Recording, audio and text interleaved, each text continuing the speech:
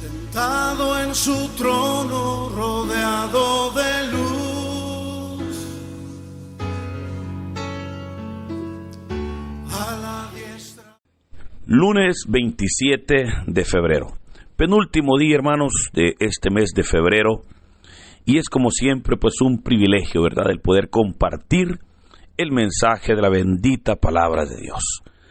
Mire, mil disculpas que mi garganta pues sigue un poquito resentida, ¿verdad?, de tanto hablar pues, pero creo que al final la gloria es para el Señor, si para eso Dios nos ha dado la garganta. Así que, pero insisto, es un privilegio el poder compartir el mensaje de la palabra. El evangelio para hoy está tomado de San Mateo, capítulo 25, versículos del 31 al 46. Doy lectura a la palabra de Dios en el nombre del Padre, del Hijo y del Espíritu Santo. Amén. En aquel tiempo Jesús dijo a sus discípulos: cuando venga el Hijo del Hombre rodeado de su gloria, acompañado de todos sus ángeles, se sentará en su trono de gloria.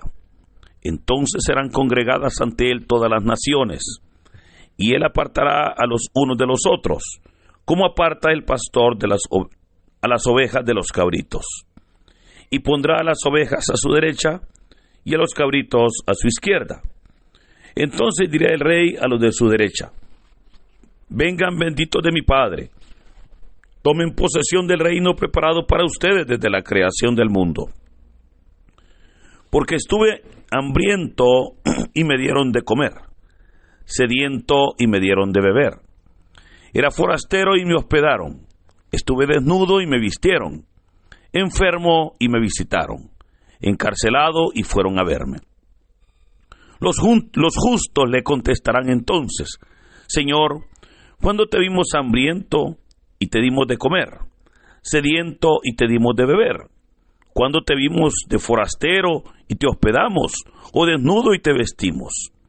¿Cuándo te vimos enfermo o encarcelado y te fuimos a ver? Y el rey les dirá: yo les aseguro que cuando lo hicieron con el más insignificante de mis hermanos, conmigo lo hicieron. Entonces dirá también a los de su izquierda: apártense de mí, malditos, vayan al fuego eterno preparado para el diablo y sus ángeles. Porque estuve hambriento y no me dieron de comer, sediento y no me dieron de beber. Era forastero y no me hospedaron, estuve desnudo y no me vistieron, enfermo y encarcelado y no me visitaron. Entonces ellos le responderán: Señor, ¿cuándo te vimos hambriento o sediento, de forastero, desnudo, enfermo o encarcelado y no te asistimos? Y él le replicará: yo les aseguro que cuando no lo hicieron con uno de aquellos más insignificantes, tampoco lo hicieron conmigo. Entonces irán estos al castigo eterno y los justos a la vida eterna. Hermanos, esta es palabra del Señor. Gloria y honor a ti, Señor Jesús. El relato que hoy hemos escuchado es parte del capítulo 25 de San Mateo, y el capítulo 25, justamente con el anterior, que es el 24, forman parte de una de las enseñanzas muy profundas de Jesús, que se conoce como el sermón escatológico. En esos dos capítulos, el Señor desarrolla la respuesta a dos preguntas que los discípulos le hacen. El capítulo comienza cuando Jesús está frente al templo de Jerusalén, y Jesús les dice o les anuncia más bien, que aquel templo, que aquello que están viendo todo será destruido. Eso entonces hace que los discípulos caigan en gran admiración y le preguntan al Señor: ¿cuándo va a suceder esto? ¿Y cuáles serán las señales que está pronto a suceder?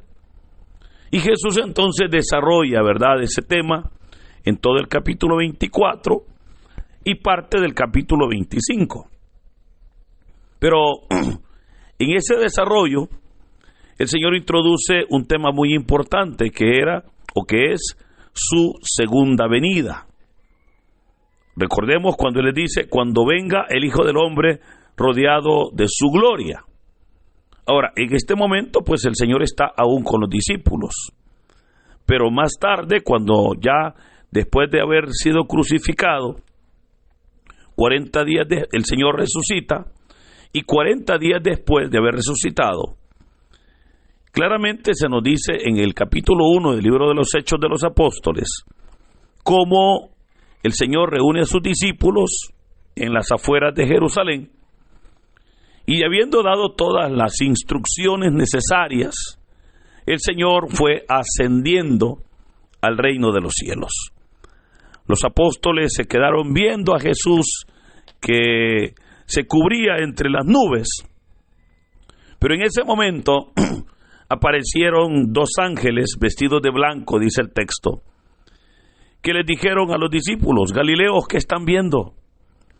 Ese Jesús que ustedes han visto subir, un día volverá. Vayan a anunciar que Cristo volverá. Y hermanos, a partir de ese momento, la iglesia ha tenido ese tema como enseñanza: la segunda venida de Cristo. De hecho, los primeros cristianos pensaban que Jesús venía en aquel momento. Y a través de 2000 años se ha venido enseñando y predicando este tema. Ahora, la segunda venida de Cristo es un acontecimiento de una serie de acontecimientos que sucederán.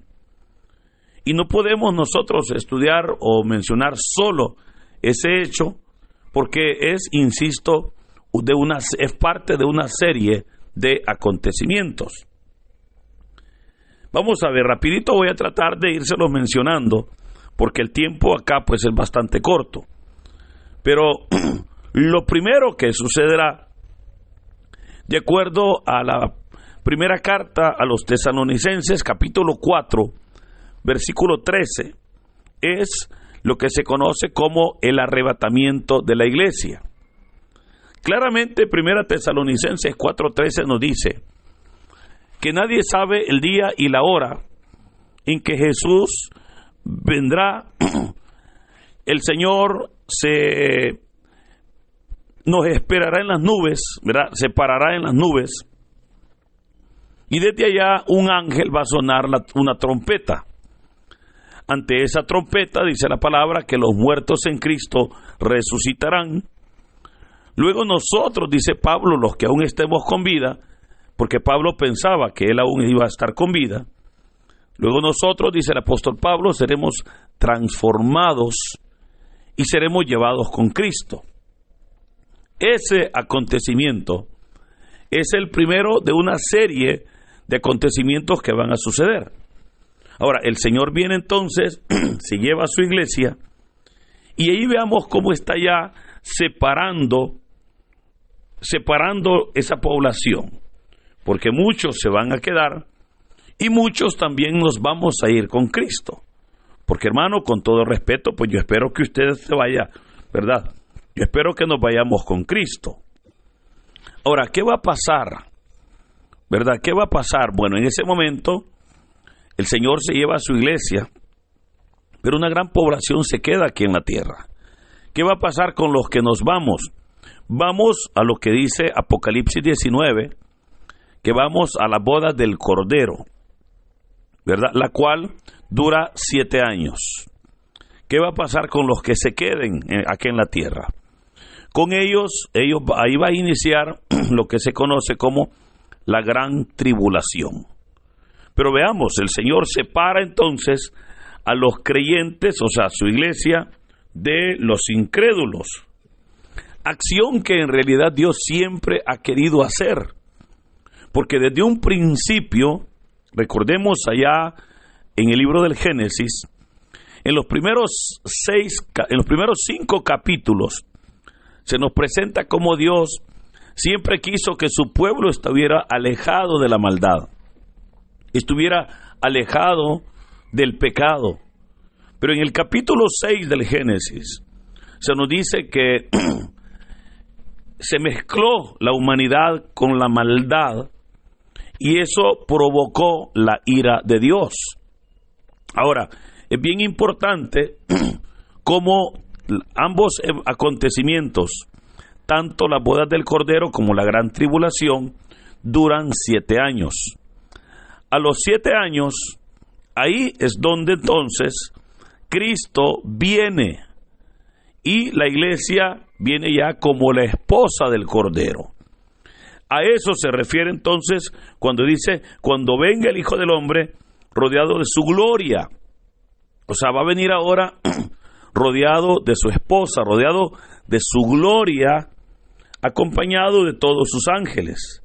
Oiga, ahí entonces viene, y el mismo libro del Apocalipsis nos aclara que el Señor viene ya a traer su reino.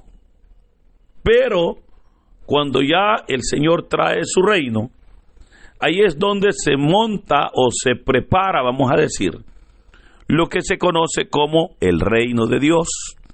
Porque es un reino, hermanos, que será aquí en la tierra. Ahora, claramente el libro del Apocalipsis nos dice que en ese momento se prepara un trono donde el Señor viene y se sienta. A ese trono el libro del Apocalipsis le llama el trono blanco. Y en ese momento se da el juicio de las naciones. Ahora, el texto que hoy hemos leído, hermanos, nos describe, de acuerdo a Mateo, el juicio a las naciones. Porque vea que dice, cuando venga el Hijo del Hombre, rodeado de su gloria, acompañado de todos sus ángeles, se sentará en su trono de gloria. Entonces serán congregadas ante él todas las naciones. O sea, todas las naciones estarán ante él. Ahora usted dirá, bueno, pero ¿y los que ya murieron? Hermano, para este momento todos estaremos ahí. Porque los que ya hayamos muerto, resucitaremos para estar ante el Señor. Y los que aún estén vivos, pues serán transformados, pero estaremos ahí. Ahora, ¿qué pasará en ese momento? Claramente dice el texto que el Señor apartará, separará a unos de los otros. ¿Cómo aparta? Y pone el ejemplo, ¿cómo aparta el pastor a las ovejas de los cabritos? ¿Qué hará el Señor? Pondrá a las ovejas a su derecha y a los cabritos a su izquierda. El llamar ovejas y cabritos obviamente es una símil, ¿verdad? Porque en palabras más claras diríamos, el Señor va a poner a los creyentes a su derecha y a los incrédulos a su izquierda. Claramente esa es la enseñanza. Ahora, veamos cómo una vez más el Señor está separando su pueblo de los que no son su pueblo. Está separando a los creyentes de los incrédulos. Está separando a los buenos de los malos. Porque, querido hermano, claramente el Señor siempre ha buscado que su pueblo se santifique. Pero ¿qué es santificarse? Es apartarnos del pecado, es apartarnos de la maldad. Recuerda, la palabra santo, que viene del hebreo kadad, lo que significa es apartado. Y alguien podrá decir, ¿pero apartado de qué? Obviamente apartado del pecado. Por eso, hermano, es hermoso y necesario que nosotros podamos entender que si queremos que Dios nos bendiga, tenemos que apartarnos del pecado. Cuando Dios llama a Abraham, le dijo, sal de tu tierra, sal de esa vida que llevas, porque te voy a bendecir. Ahora, ¿qué va a hacer el Señor con ambos grupos? Veamos que primero le dirá a los de su derecha, o sea, a los creyentes. Les va a decir, vengan benditos de mi Padre, reciban el reino que ha sido preparado para ustedes desde el inicio de los tiempos, desde la creación del mundo. O sea, claramente hay un cielo preparado para nosotros. ¿Y por qué? Ahora, ¿por qué? Porque fueron creyentes. El texto dice, porque fueron justos. Ahora, esa justicia, ¿a qué le llama la Biblia justicia? ¿O a qué le llama la Biblia justos? Y le llama, hermanos, a una persona que sea una persona de fe, que sea una persona de oración, que sea una persona que se congrega, que sea una persona de lectura de la palabra de Dios, que sea una persona de buen testimonio, que sea una persona que honra y glorifica a Dios. Ahora, esos son los justos. Claro, los injustos son los que no le dan nada a Dios. Pero veamos entonces, el Señor les dijo, vengan. Y le dijo, porque estuve hambriento y me dieron de comer. Tuve sed y me dieron de beber. Fui forastero y me hospedaron. Estuve desnudo y me vistieron. Enfermo y me visitaron. Encarcelado y fueron a verme. Y oiga, los justos, porque usted dirá, bueno, pero ¿por qué esos son justos? ¿O por qué les da a ellos? Los justos, dice la palabra, le contestarán entonces. O sea, si ellos hicieron esto, es porque eran justos. Pero ojo, aquí hay una trampa que no debemos de caer en ella. Podríamos entonces pensar que yo voy a ir al cielo por darle de comer al pobre, al hambriento, que yo voy a ir al cielo por darle de beber al sediento. Y en realidad, hermanos, esas son obras de misericordia. Pero vea, ellos hacían eso porque eran justos. Y ya le dije, el ser justo implicaba que tenían a Dios en su vida. Y estas acciones fue el testimonio. Pero eso entonces nos enseña otra verdad. Y es que yo no puedo ser verdaderamente un hijo de Dios en la iglesia y no demostrarlo en la calle o en mi comunidad. Yo no puedo honrar a Dios en la iglesia y tener un mal testimonio. Eso no va. Ahora, ahí es donde ellos le preguntarán, Señor, ¿y cuándo te vimos? Y es hermosa la respuesta, porque el Señor le dice, ¿cuándo te vimos? Le dijo el Señor, les aseguro que cuando lo hicieron con el más insignificante de mis hermanos, conmigo lo hicieron. Mire qué hermoso. Esto implica, hermanos, que nosotros debemos necesariamente de dar ese testimonio de lo que creemos ante todas las personas. Es más, incluso ante aquellas personas más insignificantes. Pero luego dice la palabra que el Señor se dirigirá a los de su izquierda y les va a decir, apártense de mí, hijos de maldad, o como dice el texto acá, ¿verdad? Malditos. Vayan al fuego eterno que ha sido preparado para ustedes desde el principio. ¿Por qué? Porque no hicieron aquellas obras de piedad. Pero, dice la palabra, entonces ellos, o sea, vea, ellos no eran justos. ¿Y por qué no eran justos? Porque no eran hombres de fe, porque no eran personas de oración, porque no honraban y glorificaban a Dios. Y como no lo hacían con Dios, mucho menos lo iban a hacer con su prójimo. O sea, ellos no honraban a Dios. Ellos no eran hombres y personas de fe. Y por lo tanto, no lo hacían con su prójimo. Y le aseguro que a lo mejor ahí había buena gente, pero sin Cristo. Y vea, entonces ellos le dijeron, Señor, ¿y cuándo te vimos con hambre y no te ayudamos? ¿Y cuándo nos pediste ayuda y no lo hicimos? Y le dice el Señor, les aseguro que cuando no lo hicieron con uno de aquellos más insignificantes, tampoco lo hicieron conmigo. Yo siempre he dicho, muchas personas en algún momento dicen, pero bueno, ¿y cuándo yo no he dejado de hacer algo bueno para el Señor? Hay personas que dicen, no, yo si Jesús llega a mi casa, yo le abro las puertas de mi casa y lo recibo. Pero le aseguro, hermano, que quizás estaríamos primero diciéndole, seguramente eres Jesús, y le preguntamos si es posible hasta el DUI, ¿verdad? O le pedimos el DUI, el documento de identidad para saber si es Jesús, cuando sabemos que en cada hermano necesitado, ahí está el Señor. Por eso, veamos cómo al final el destino de ambos es diferente. Las ovejitas del Señor, o sea, los creyentes, iremos al reino que ha sido preparado para nosotros desde un principio. Pero los incrédulos, dice la palabra, irán al fuego eterno, donde habrá llanto, lloro, crujir de dientes y sufrimiento. Por eso, queridos hermanos, busquemos de Dios, honremos su nombre, honremos a nuestro Señor. Verdaderamente seamos hombres y mujeres de fe. Verdaderamente seamos personas creyentes, pero también honremos a nuestro prójimo.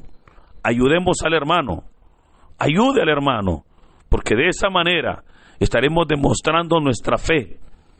Ayude al hermano necesitado, al hermano enfermo, al hermano hambriento, al sediento. Tristemente a veces nosotros vemos las necesidades y no ayudamos.